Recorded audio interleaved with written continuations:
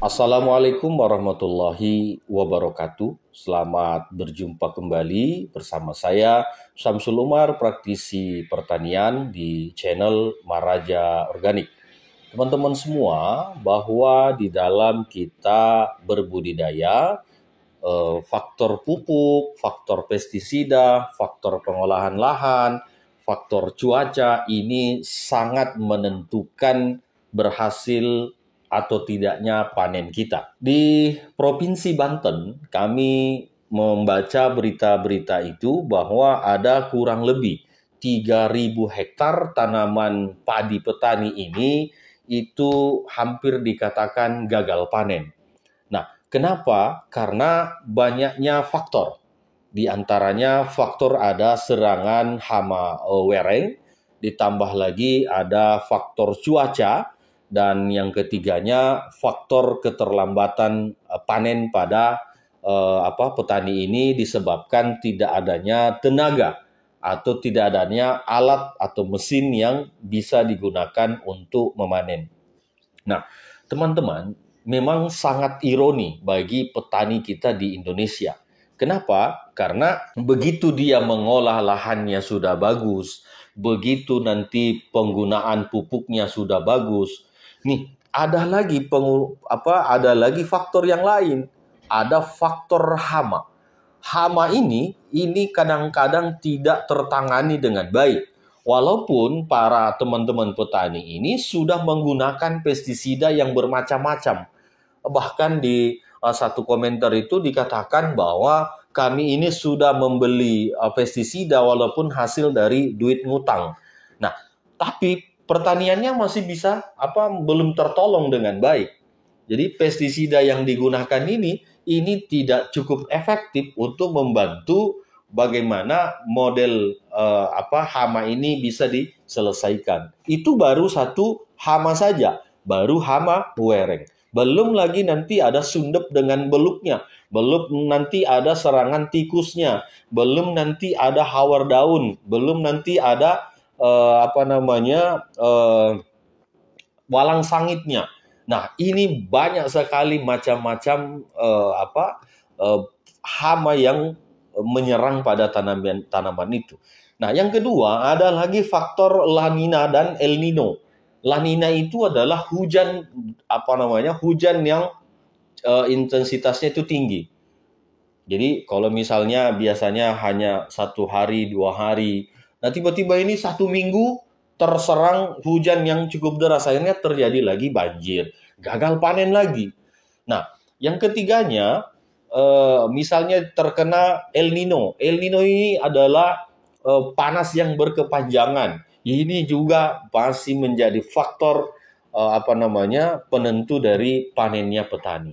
Nah, yang paling miris lagi, ini hamanya sudah terselesaikan, pupuknya sudah dikasih pupuk yang berimbang, ditambah lagi misalnya di faktor penggemburan tanahnya sudah bagus, di pengolahan lahannya sudah bagus, penyiangannya sudah bagus. Nah, padinya sudah bagus semuanya secara total, tiba di masa panen tidak ada tenaga yang bisa memanen karena masih konvensional, harus diarit dulu supaya bisa nanti dimasukkan di mesin perontok.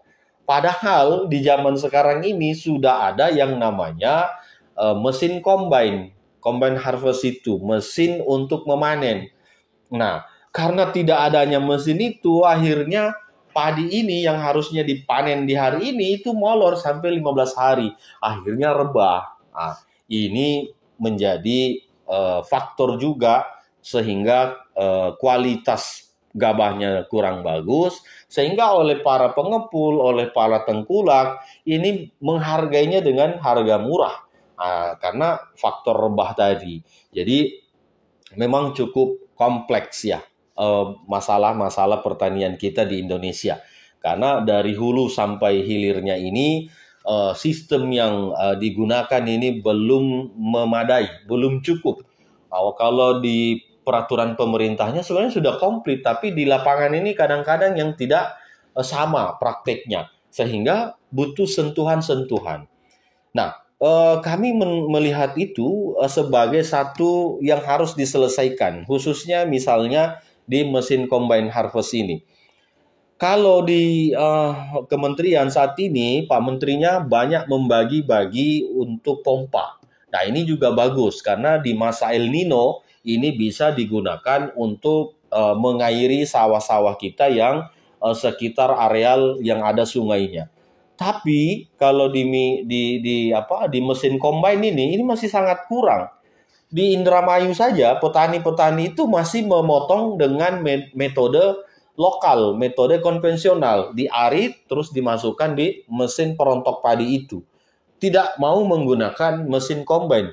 Apakah di wilayah Indramayu ini tidak ada orang yang mampu membeli combine atau mesin combine? Saya kira ada. Tetapi faktor petaninya ini yang tidak mau, tidak kompak, tidak serempak untuk menggunakan mesin itu. Nah, karena kalau dibeli mesin itu harganya kurang lebih 500 jutaan.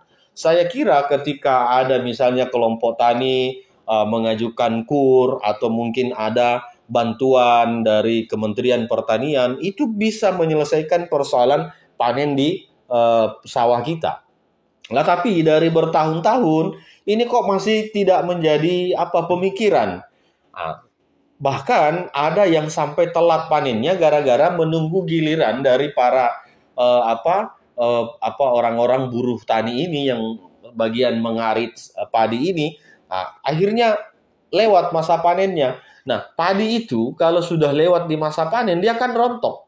Dia akan gugur sendiri bulir padi itu dari tangkainya. Kenapa? Masa panennya sudah lewat. Atau misalnya pada saat dipanen ini kan tergoyang ini. Pada saat dipanen ini yang bisa menyebabkan juga rontok. Jadi sehingga kami berharap mesin combine ini menjadi pertimbangan lah untuk teman-teman petani supaya ini digunakan. Kalau hanya persoalan bahwa pematangnya rusak, itu kan bisa diperbaikin lagi. Nah, kami di Sulawesi Selatan itu hampir 100% tidak ada lagi yang menggunakan arit itu secara manual itu untuk melakukan perontokan padi. Itu semuanya sudah hampir 100% menggunakan mesin combine. Karena apa? Karena kalau kita mau hitung biayanya juga sama ketika kita menggunakan tenaga manusia. Kalau menggunakan combine ini lebih cepat terselesaikan dalam luasan yang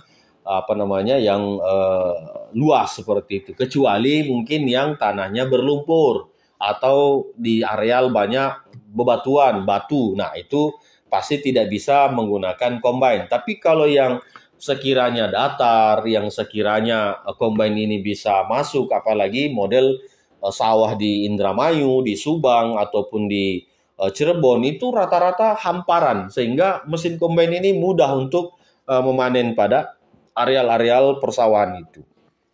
Itu teman-teman. Jadi banyak faktor yang menyebabkan petani ini tidak naik hasil panennya. Bukan semata-mata faktor pupuknya saja, bukan semata-mata faktor pestisidanya saja, tapi faktor-faktor yang lain itu juga menjadi pendukung agar hasil panen ini bisa meningkat. Terkadang pupuk sudah bagus, pestisida sudah bagus, tapi pada saat mau dipanen ini terlambat. Akhirnya panen juga bisa turun. Kadang pupuk sudah bagus, kadang pestisida sudah bagus, tapi pada saat mau dipanen, padi ini rebah. Akhirnya turun lagi produktivitasnya. Jadi harus berkesinambungan dari awal tanam sampai dengan panen. Ini betul-betul harus kita kontrol sehingga potensi penghasilan kita pada saat kita memanen itu bisa kita jaga agar tidak turun.